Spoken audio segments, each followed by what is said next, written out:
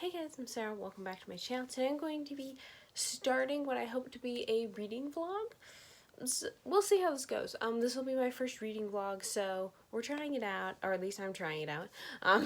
You guys aren't doing anything except watching this. But anyways, I'm trying it out. We'll see how it goes. So yeah, I really wanted to do a reading vlog for kind of the Once Upon a FAEbruary Readathon that's going on this month. It is currently it's February 3rd. I meant to do this on the 1st, but that did not work out for multiple reasons, so I'll get into that in a minute. But yeah, I really wanted to try doing a reading vlog at some point, and it just seemed like this was the best time. I don't know how long I'm going to be doing it, like if it's just going to be a week, the whole month, I don't know. Might do a couple reading vlogs if it's going to be the whole month, but we're just trying for like a few days, 1 week. See how much footage I get and how long it is, and that we'll go from there. So yeah. I wanted to talk about the couple of the books I've read so far. February 1st, I really meant to start vlogging this. However, I was in a really weird mental headspace. I don't even know what was going on that day. I pretty much read all day because I felt that out of it, for lack of a better term, because I don't even fully know what it was. I do know I was having some issues with my hand and stuff like that, so that was contributing to it, which is pretty much probably the whole thing, and I just didn't mentally take it well. So anyways, so I read all that day. I actually ended up reading 2 books. One of them has an interesting story. That one is actually the current book I'm reading, even though I've already read it. I'll explain in a minute. That is an Unnatural Beanstalk by Brittany Fisher. This is a second book in the Entwined Tales series. I think it's like it's basically like one of those multi-author fairy tale retelling series that a lot of indie authors like to do. This was like one of the very first ones I heard of. I've only read one book in this series, which was the very last one, which was written by Melanie Cellier. And I really like that one. I do want to reread it and see if I still like it, but anyways, I picked this one up. This one's book 2 in the series. It's a retelling of Jack and the Beanstalk, and I kind of just picked it up on a whim. I didn't really have any plans to read it. I don't know. I just picked it up, and it was good. But that's pretty much all I could tell you. This book, see, this is why I'm reading it again, because I read it all in one day. I read it February 1st. I read it all in one day. But it's like when I went to like rate it on Goodreads and review it and stuff, I couldn't figure it out. It's like, I don't know what I think about this book, which is super weird, because it's like even if it was just a meh book or whatever, I always know exactly what I feel about it by the end. This one is like, I had no clue what I felt about it. I had no clue what to rate it. So I was like, okay, and pretty sure it was because of my mood. It was like really messing with me, so I decided to reread it, which is what I'm currently doing, and see my full opinion on it, and then I can properly review and rate it. So that's what I'm doing right now. This is really weird though. I've never done this with a book before. Yeah, so that's interesting. I do know enough that I like it. I do like the book, and I would reread it. Obviously, I'm rereading it right now, but yeah, I do like the book, and I like the characters. Yeah, basically the whole premise of the Entwined Tales series, I believe, is that this family of woodcutters, they like get this inept fairy godfather who doesn't even really want to give them gifts and stuff, and he like gives all the children terrible gifts and stuff like that throughout these books in the series. So yeah, this is interesting because like in this one, Eva is the second oldest daughter, and she plays the harp and stuff, so basically he like gifts her with the ability to either kill or grow plants when she plays the harp, depending on her mood, which is like, that's kind of really dangerous, because, you know, you could like kill off a whole country or something like that, you know, like people could use it for world takeover.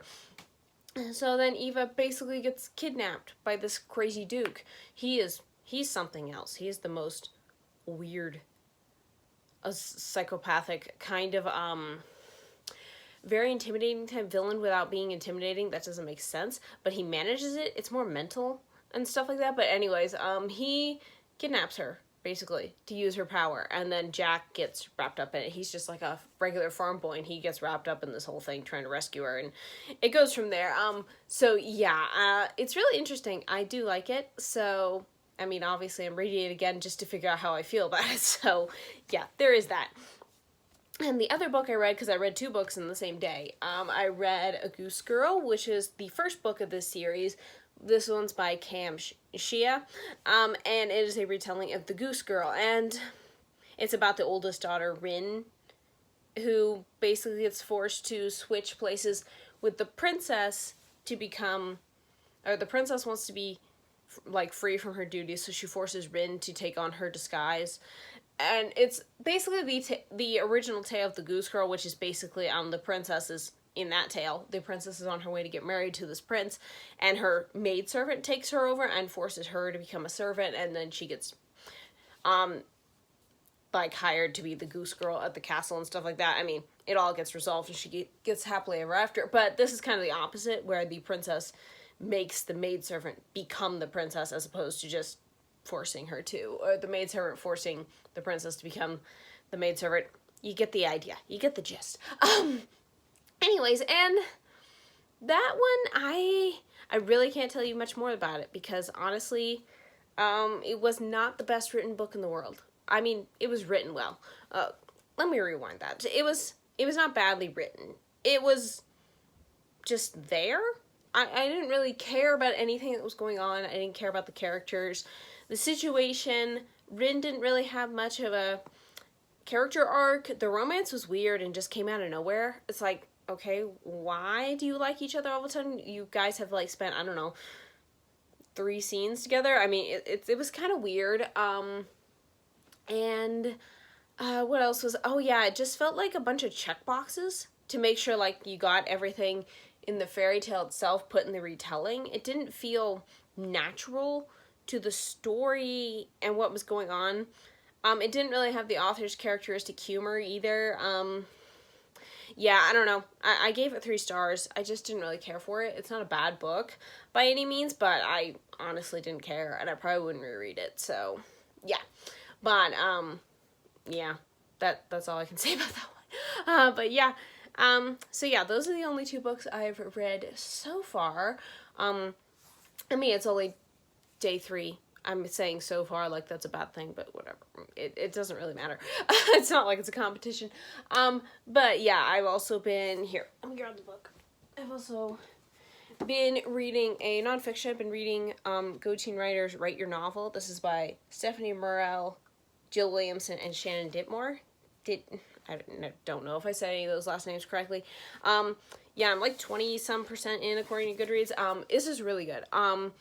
This is just a nonfiction book, obviously, about how to write your story and stuff like that. I would recommend it for anybody, even if you're not a teen. It's just Go Teen Writers is the blog website that they run that has a lot of these writing articles on it. So, yeah, I really like it. I was, like, underlining a bunch of things in just, like, the introduction and stuff. I mean, it's really been helpful because I've been writing my story, my 3rd book for, okay, let's start that over.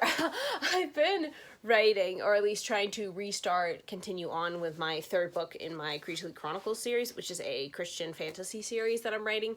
It's a young adult Christian fantasy series. But anyways, so yeah, this has been helpful, even though, I'm not really that far along, but, like, right now they're talking about, like, I forget, what are we talking about? Like, characters, yeah, main characters. Like, I already have my main characters, but a lot of the things are still helpful and stuff, and would be really helpful to look back on and reread and stuff like that. So, yeah, I really enjoyed this book. So, yeah, 20-some% in, and it's really good so far. So, yeah, other than that, I have been, last couple of days, I've been trying to set aside time to write. I don't know if anyone's interested in this part, but anyways, I'm just gonna throw this in here anyways. But, yeah, I've been setting aside, at least for Friday and Saturday. I'm gonna be doing this Sunday too, and I don't know about Monday yet, but, I've been finding it hard to get time into, write, even though, because I have so many other things I have to do too, but even though writing is, you know, kind of like what I want to do as like a job and stuff like that. So I need to prioritize it, but I was finding it really hard to do. So it was something that they said in this book where it was like, just dedicate even just initially like an hour a day to writing. And then that way, if you end up doing other things the rest of the day, it's like, oh, okay, it doesn't matter because I did that hour for the day. So I've been trying to implement that for the last couple days.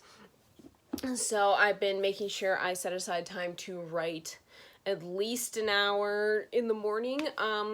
So yeah, that's actually worked really well. I kind of messed up my story though, because I thought I removed a part because I thought it made more sense, but I have now realized in removing that part how much that was tied to the rest, to like a huge chunk of the story that I had already written, and I'm just like, oh no, I was kind of like panicking earlier. I was just like, oh no, did I just totally have to start over with the story because I removed one thing? Though it did definitely show me that one thing removed from a story, at least it shows that it was integral to the plot I had, because I removed and literally the whole thing was null and void now. So I don't know if that was a good thing or not. But yeah, it really, it kind of made me like, oh no, I'm gonna have to rewrite this whole thing. No, I don't. I thought about it more and I did figure out a way, at least mentally. I might write some stuff down in a notebook and see if I can brainstorm a few other ways of at least maybe some other ideas of like complications and stuff from this reveal. Basically, it's like two characters are revealing an identity they've been keeping a secret. So I was gonna have them not reveal their identity, but that's gonna take away a huge chunk of the story, and I like that part of the story, and I don't really want to take it away, and I really feel like I should leave it in there.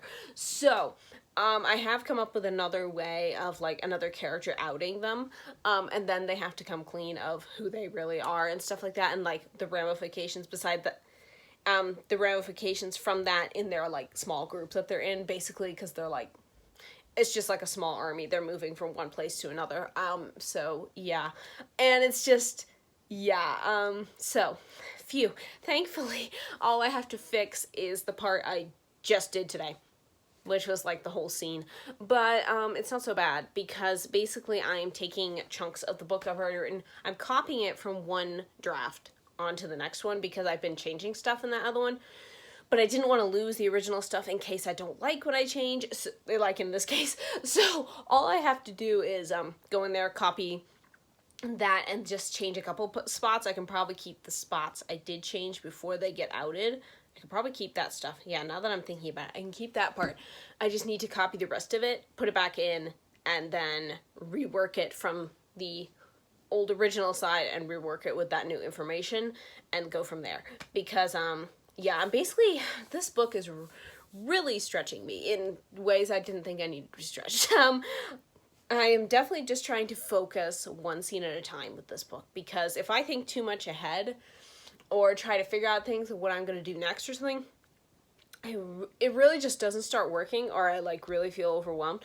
And I don't know, that's not really ever been a problem for me with writing, but this book is a whole different beast. It's definitely a beast, all right. So yeah, I'm definitely working on that, and yeah, we'll see how it goes. So far though, that's how it's been working out. I don't know if this is interesting to anybody. If any of you who are following me are writers, it might be interesting, but I mean, hey, I don't know, maybe I find it interesting when authors talk about their processes too. Even before I became an author, I was always interested in like the makings of things and stuff like that. So I don't know, even if you're just a reader, maybe this is interesting, hearing an author's process. Maybe this will make more sense too when I eventually publish these books, and I'll be like, oh yeah, here was the problem area that I had to change 15 million times, or here was the area where I nearly destroyed the whole book. So you know, it could be fun too. So yeah, that's kind of it. Yep, that's kind of all the updates I have for now. So yeah, I will see you in the next clip. Hey guys, good morning. It's like February 11th now. I know I haven't been checking in too often with this reading vlog, so it may be much shorter than I was thinking it would be at first, but Yeah, I finished some books. I just want to talk to you guys about it. I didn't film a lot because I fell off the mental wagon for several days. I mean, the week started out fine, but it did not end fine. It was a disaster. Yeah, I've been in a mental funk for the last 3 or so days. Yeah, I don't know what happened. My depression just kicked in, I guess, but I finally got out of that hole yesterday, so I feel better about that. So now I just have to catch up on everything that I've been slacking off on. But yeah, but there's not much I can do when I get in that headspace. But anyways, aside from all that, I am completely fine now. But yeah, I finished several books, so I'm just gonna talk about those with you. Yeah, the first one I finished was I finished my reread of an Unnatural beanstalk. I don't know if I called it an unusual beanstalk in my first clip, but I realized in my reading journal that I've written it down twice like that. It's not. It's an Unnatural beanstalk by Brittany Fisher. I reread this one because, like I said in the first clip, I couldn't remember, or I not really remember, but I couldn't figure out what to rate the thing. So I did finish it. And yeah, I ended up rating it 4 stars. I really liked it. Yeah, definitely. The second time around, I was like, yes, I do want to rate it this. And yeah, I really enjoyed it. The second book I read, well, was just okay. Even though I finished it, I probably shouldn't have. I really need to be a lot more strict with myself about just so-so books or just okay books. That was A Beautiful Curse. It is still part of the Entwined Tales series that the first 2 books I've already read have been a part of. This is like book 4 or something like that. I don't know what number it is. It is A Beautiful Curse by Kenley Davidson. I don't know if I already said the title. It's a gender-bent frog prince retelling, which was interesting. It ended up working for one of the reading prompts, which is for Godmother, I think. Is that the one? That's I have my reading journal here. Oh.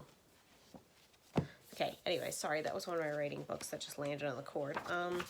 Anyways, this is my reading journal. I got it from Michael's. Anyways, yeah, let's see. The prompts are here.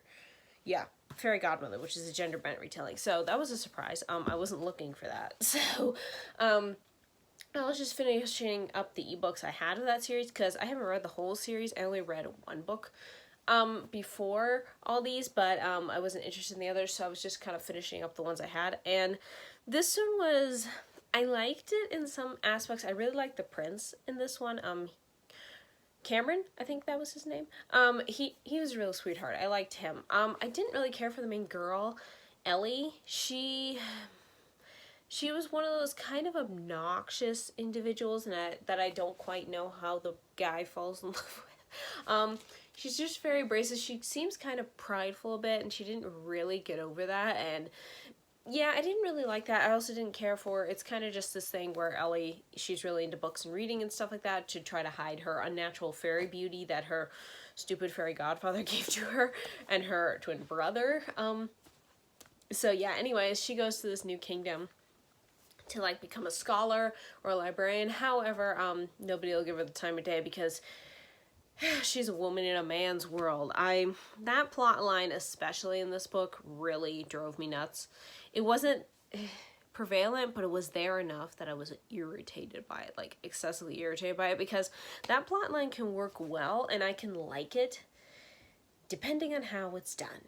And this one was one of those, I'm just irked the whole time about it. So it didn't help that Ellie was kind of an obnoxious character herself. If she was like a more less obnoxious person, you know, trying to overcome prejudice and stuff like that, I would have liked the story better, or at least that plotline better, but she wasn't. So anyways, and then I guess, anyways, back to the storyline, she gets mad about her whole beauty is like interfering with her life and stuff, so she tries to get her fairy godfather to take back the gift. He gets ticked at her because he's a terrible fairy godfather, as we've already discovered in the rest of these books, and he curses her and he like gifts her to become a frog. Thankfully she can talk, so you know, yeah. And then Prince Cameron like takes her to like the pond in the royal castle, and then he's just like being nice to her and stuff, and he figures out that, oh, she's a human who was cursed to be a frog, and then that kind of things go from there. It was a very chill story, not much happened. But yeah, like I said, I liked Cameron. I didn't really care much for the rest of the story. It was kind of funny with certain elements of, like, you know, the frog talking and stuff like that, and like what she would do as a frog, but beyond that, I really didn't care much for the story as a whole. I gave it 3 stars. It was just okay. I still haven't written my review for it on Goodreads because that's what I'm behind on. But yeah, it was okay. So yeah, most wrapped up book I have read of this author's, though, because most of this author's works that I've read so far, she has a series and that she likes to leave slightly open-ended. I'm not particularly fond of that type of story type. Like, the main story that she's telling is wrapped up, but it's always just slightly open to be like potential for something else. And I guess I kind of like my stories wrapped up a little bit, or, you know, some books left that way are okay, but not all of them. Anyways, that's just a personal preference thing, but this one was the most wrapped up of all of her books, so that was interesting, and really nice. Anyways, the book I really want to talk about is the one I finished yesterday, and that is my ultimate new all-time favorite Cinderella retelling. Yeah, I never had a favorite Cinderella retelling. I mean, aside from, like, the 2015 live-action Disney movie remake, I really like that one. That would probably be my top Cinderella retelling, because yes, technically the Disney movies are retellings. They're not the real one. But book-wise, I don't know, because Cinderella is such an overdone one. It's often just done to, like, the barest minimum and stuff, so you're just like, oh, okay, I like it, but it's not a favorite. But this one was definitely a favorite. It's gonna be hard for any other Cinderella retelling to top this one, and that is Cinder's Stars and Glass Slippers by Brittany Fisher.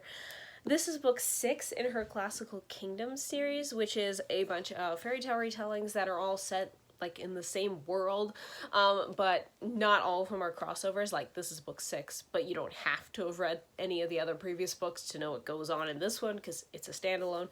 So, and I loved this. The cover is gorgeous, by the way, especially the new cover. I really love this, and I really want to get a physical copy of this. This, we follow Eliana, I believe is how you say her name.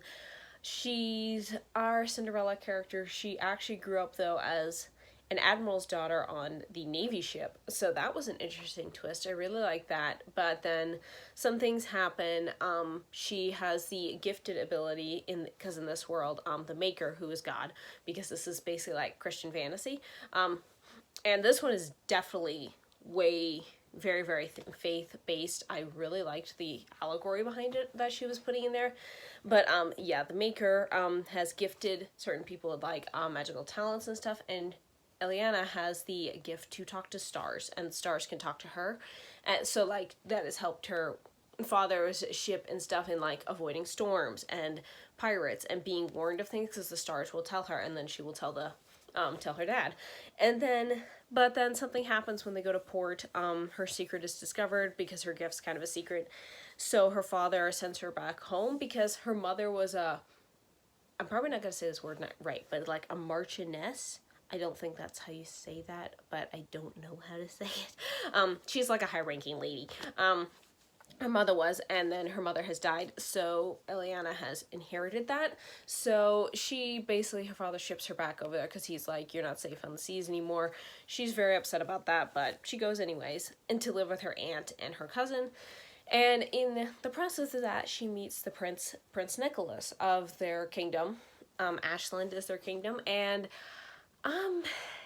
he's sort of a flirt, but there's reasons behind why he is, and yeah, and then just things happen from there. It's a very, I hate to say slow burn story, because that has such a negative connotation sometimes, of, like, you say a story is slow and people think, oh, it's boring. It's not boring.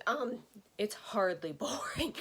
These characters go through so much. It's like, it's emotional pain for both of them, because Eliana and Nicholas, they both make mistakes. They love and they grow, and they just really, really change over the course of this entire book. It is a big book, too. It is, the Kindle edition, which is the one I read, is 594 pages. So, yeah, it's a big book. I don't know what it is physical wise. It might be slightly bigger. But anyways, yeah, and then it's just their journey of discovering themselves and falling in love, and just the Cinderella tale in general. There's a masquerade ball at the end. I love that. It also included, I don't know what it is in the French version of the fairy tale, but I do know in the Grimm's Brothers version, there's actually 3 balls that the prince has to dance in to choose a bride, which is very interesting because that's never in any Cinderella retelling. It's always just 1 ball. But this one, it's 3. There's three nights in a row, and she included that in the story, which I really liked because I've very rarely, if ever, seen that element in a Cinderella retelling. It's usually just, like I said, the 1 ball, and then she loses the shoe and leaves. Which, I mean, if you're telling a shorter story, it works just fine. But yeah, I love this. And then there's some dude in the kingdom. He's starting a rebellion. There's like this civil war going on in Ashland. And then there's like magic is being, the gifted people, the ones with magical abilities, they're being killed and their magic's being stolen from them. And there's just all these things going on. And I loved it. The whole thing, it just sucked me in, swept me away. I just adored it. The romance is beautiful. Yeah, I literally had to read I was at around like 80% when I literally just had to be like, okay, I just need to sit down and read the rest of this because I'm going to lose my mind if I don't. And yeah, it was amazing. It was an amazing story, amazing ending. I love it. Yeah, I'm definitely going to get a physical copy as soon as I can because this story is beautiful and I just love it.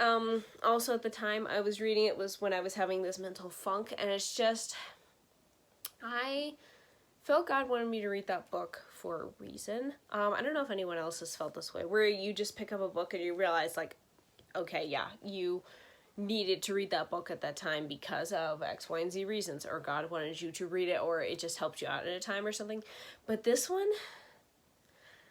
yeah, I think he's still trying to say something to me through it. I haven't quite grasped it all, but it's definitely a lot about like surrendering and letting go and stuff like that, and just not having to do everything on your own, because that was something that Eliana was definitely struggling with, was being, being too strong to the point of being cold or never accepting help at all. And it's just, yeah, definitely a lot of things for me to think about. But yeah, I just think, yeah, there's something in there, something about that especially has been in there. I think there's just a lot for me to still think about and to consider in my own life, because I have a problem with just, I guess sometimes just hanging on to things mentally at least. But yeah, I loved this book regardless though. I'm definitely going to get a physical copy. It is definitely one of my top books of the year, if not my first top one, because so far in the first 2 months of this year, I've only read, the only 5 stars I've read this year have been rereads, so I'm not really, I mean, they're still 5 stars, but I'm not really counting them as like the first 5 stars this year because I already had rated those books 5 stars like years ago.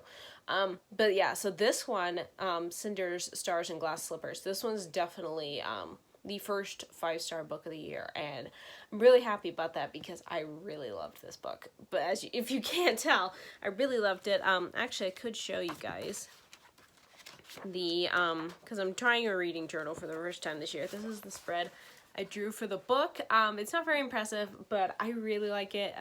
But yeah, just really enjoyed this book. Really have been enjoying doing a reading journal this year too. It's not fancy, but yeah. And on top of all the reading, actually I've also been, we'll stay on reading for a minute, I've still just been reading Write Your Novel.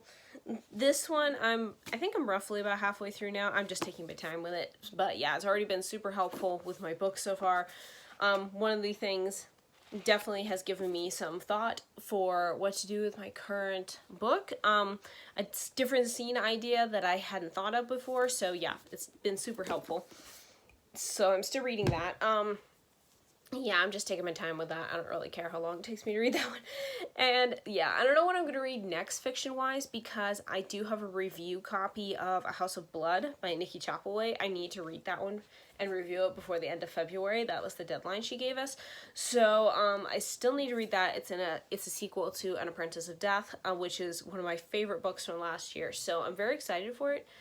But I also need to start my buddy read with A Lonely Dance that I'm doing with Lindsay from BFCG.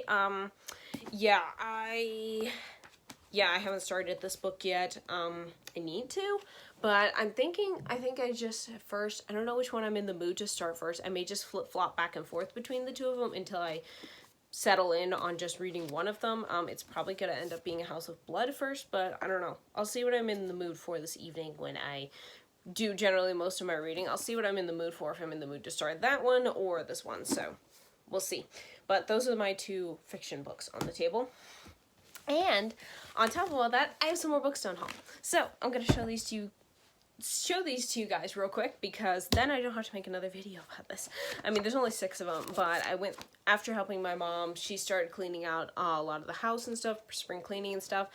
So after going through her books of one thing, I decided to look through my pile of books I wanted to reread, because I wasn't sure if I wanted to keep them or not, and I decided to just get rid of a few more that I just don't think I liked them to a certain degree when I first read them, but I don't think I'm ever gonna reread them, or if I do, I may not like them as much. Anyways, it goes back to my criteria of, is this a book I reread a lot of? So yeah, the first one's Charlotte's Web. I liked this when I was younger, but I just don't think I'm gonna reread it often, so yeah, I'm just gonna pass it on. The next one is The Witch of Blackbird Pond. This is a historical about like the Puritans during the Salem witch trials and stuff, so I really liked it when I first read it. I just don't know if I'd like it upon reread, and yeah, if I just want to reread a lot, so that one's going to go as well. Then I have Unwritten Melody by Tessa Emily Hall. I did keep one of her other books that I have, Purple Moon, because I liked that one better. I liked this when I first read it, but it's a YA contemporary story. But yeah, I liked it, but it never gripped me. In fact, Purple Moon gripped me more when I first read it, so I'm going to be giving this to a friend. Yeah, I asked her if she wanted it. She was like, yes, she would love to take it. So it will be going to a good home where hopefully she will like it. And I'm also going to be getting rid of the Hunger Games trilogy. Now, it is no, what is the word? I hate it when that happens. It's no surprise, that's the word, that I hate love triangles, and this has a love triangle in it. I do like the Hunger Games. I've watched the movies a bunch of times. I have read these books, I think at least once. Yeah, I think I might have read the first one twice, or at least bits and pieces of it the second time. Anyways, I've read these. I really did enjoy them. However, I don't care about Katniss as a character, to be perfectly honest, and it's told all from her perspective. And the movies did a really good job, so if I want to experience the story and like the big meat of it, I'll probably just see the movies, but I know my sister really likes the movies. I think she really liked the books too when she read them, so I'm gonna see if she wants them, and that way, if I ever want to reread them again, she'll just have them. Except for Mockingjay, I hate this book. Yeah, I put it as a 1-star on Goodreads, and it started a whole bunch of comments in my comment section on that review, which I thought was pretty funny. But yeah, I did not like this book. Mainly, it's not because it's badly written, because it's not. Suzanne Collins is an amazing author. However, I did not like the fact that she nearly killed everybody at the end. And then, the ending itself, even though it's happy, it's not. And when I first read this is why I've never read it again, it made me depressed for days. And I generally try to avoid the books that make me depressed because I have depression. So I generally try to avoid feeling that way. Yeah, it's just for a happy ending, it felt very, very hopeless at the end. That's just my opinion. I know a lot of other people like this book. I know a lot of other people agree with me and hate this book. So, yeah. I'm going to see if my sister would want these, and then that way I can either reread her copies, or every library in the world probably has the Hunger Games, so I can always reread them that way too. So, I just don't want to keep them on my shelves. So, yeah, that is it for this clip. I will see you guys in the next one. Hey guys, I'm just going to go ahead and end this vlog here. I meant to do more and talk about some more of the other books I read and stuff like that, but it didn't really work out. I really did try, but things just kept happening in my life, and yeah, so it didn't work out. But I have a decent enough amount of stuff here, so I'm just gonna end the vlog here. I hope you guys enjoyed. Sorry I didn't have any like B-roll and stuff. I'm really new to vlogs, so hopefully I can get some next time. It's also really hard for me to do it because my phone is compromised and that's what I use to film. So I have to keep it plugged in whenever I film. So it kind of limits what I can film. But I'll definitely try to do another vlog soon. If you guys enjoyed this, please let me know. Yeah, it was very interesting, kind of fun to do this. I would like to obviously expand and do some more things, but it just comes with the territory of I haven't done it before, so this is what you get for the first try. Thank you guys so much for watching this vlog. I hope you enjoyed it, and I will see you next time. Bye!